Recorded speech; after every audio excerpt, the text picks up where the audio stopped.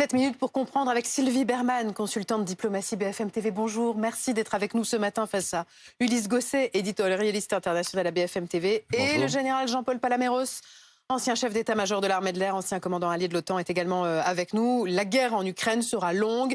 La Russie n'utilisera pas l'arme nucléaire, sauf si elle est attaquée. Voici donc les mots prononcés hier par Vladimir Poutine dans un discours somme toute assez mégalo, devant son Conseil des droits de l'homme, qui est une organisation à la botte du Kremlin. On écoute Vladimir Poutine d'abord. Notre stratégie d'emploi de moyens de défense, et nous considérons les armes de destruction massive, l'arme nucléaire, comme un moyen de défense. Notre stratégie est construite autour de ce qu'on appelle la frappe en représailles. C'est-à-dire que quand nous sommes frappés, nous frappons en réponse. Et ça fait 9 mois maintenant que Vladimir Poutine agite cette menace. Valentin Demey. 24 février 2022, 8 décembre 2022, presque 10 mois de conflit. Et une ligne de front plus ou moins figée, malgré quelques contre-offensives ukrainiennes. Ces derniers jours, les combats se concentrent dans l'est de l'Ukraine, sur une distance d'environ 200 km, partant du sud de Severodonetsk jusqu'au sud de Donetsk. Symbole de ces positions figées, Bakhmut, ville pilonnée chaque jour par l'armée russe depuis cet été. Une cité martyre ukrainienne qui ne ressemble plus qu'à un champ de ruines.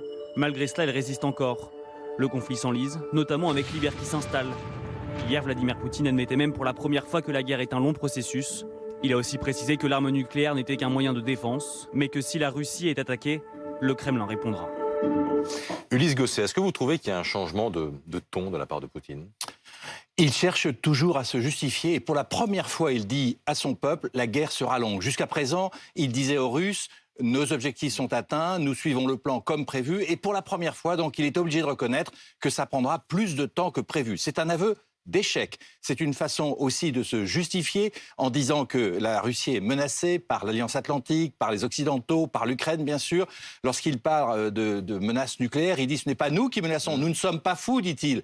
Il faut l'entendre, nous ne sommes pas fous, alors que c'est la Russie qui agite depuis des mois cette menace nucléaire. Donc ce chantage nucléaire, il le renverse. En fait, il se met aujourd'hui en position d'une forteresse assiégée à laquelle il est prêt à tout pour défendre la grande Russie. Il se prend même pour Pierre le Grand, l'empereur de toutes les Russies, celui qui a déplacé la capitale de Moscou à Saint-Pétersbourg. Pierre le Grand, effectivement, grand réformateur, mais aussi expansionniste. Il se prend pour Pierre le Grand, mais il n'est pas aujourd'hui Vladimir le Grand, il est Vladimir le Terrible qui continue la guerre. Et il l'a cité nommément hier lors de son discours, écoutez. Vous avez mentionné que de nouveaux territoires sont apparus.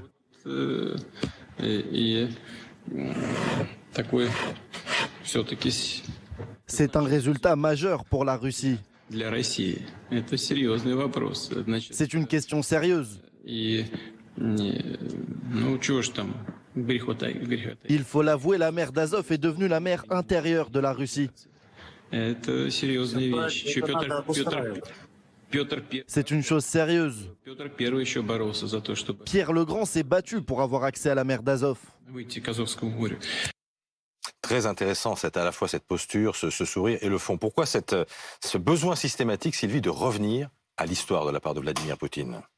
Parce que pour lui, la chute de l'Union soviétique a été une grande catastrophe et donc la référence aujourd'hui, c'est la Russie. Il n'est pas communiste d'ailleurs, il déteste le communisme, il déteste Lénine, il n'accepte que Staline parce que c'est un vainqueur et c'est un peu un tsar rouge.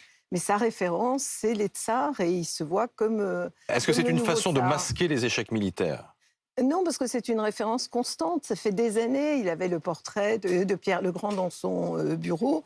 Et sa référence à l'histoire, à la culture russe, à la langue russe est absolument permanente. D'ailleurs, c'est la raison aussi de sa revendication dans le Donbass. Donc, c'est son histoire. Alors, le paradoxe, c'est que Pierre le Grand, est à la fois expansionniste, effectivement. Il a attaqué la Finlande, la Suède, pardon. Et certains de ce que sont les pays baltes aujourd'hui. Mais en même temps, c'était profondément un Européen.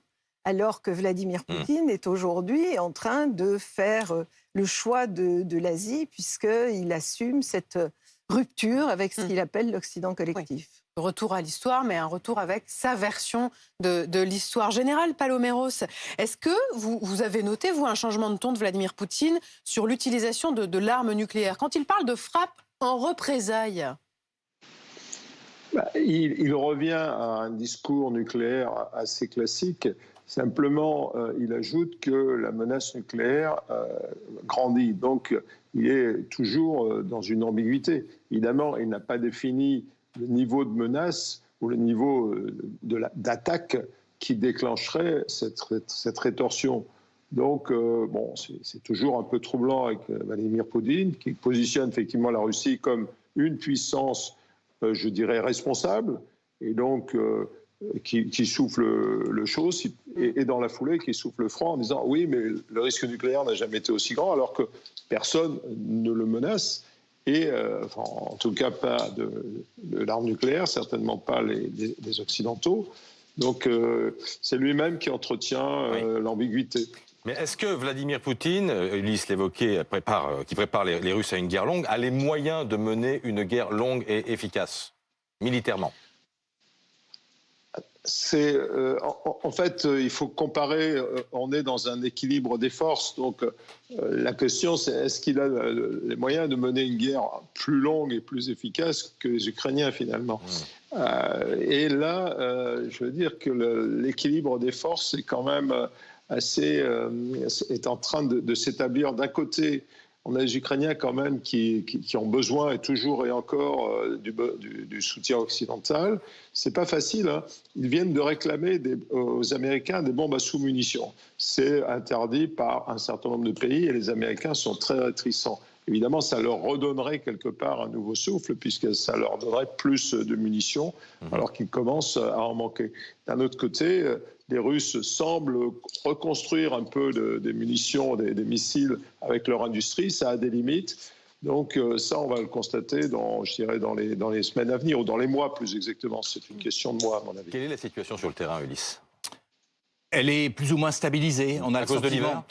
Pas seulement, parce que les Ukrainiens ont lancé plusieurs offensives réussies, en particulier à Kherson, mais les Russes ont décidé de se retirer de Kherson, sans doute pour se repositionner et préparer l'offensive de printemps. Dans le discours de Poutine, hier, il y avait une chose très importante. Poutine a dit « il n'y aura pas d'autre mobilisation ». Alors évidemment, les Russes ont du mal à le croire, parce qu'il avait déjà annoncé au début de la guerre qu'il n'y aurait pas du tout de mobilisation.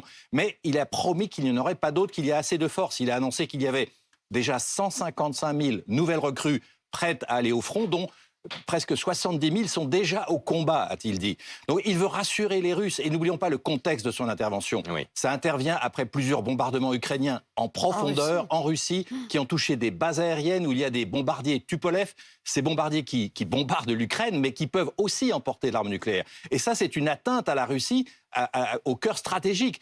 Si les Ukrainiens sont capables de frapper la Russie en profondeur, Poutine doit réagir, et c'est ce qu'il a fait dans son discours. D'un mot, Sylvie, est-ce que les Russes soutiennent toujours leur président ? Je pense en grande majorité. Alors, il y a eu des fuites, des centaines de milliers, fuites de cerveaux, fuites de ceux qui ne veulent pas participer à la guerre. Mais pour le reste, oui, ils le soutiennent, puisque c'est la grande Russie qui est attaquée. Et un mot peut-être avec une nuance quand même sur le soutien, puisqu'on sait aujourd'hui que la majorité des Russes, près de 60% des Russes, veulent la paix. Veulent la paix, très important. mais pas à n'importe quel prix. Et un mot quand même sur le nucléaire, c'est qu'il parle d'attaque, il ne parle pas d'attaque nucléaire.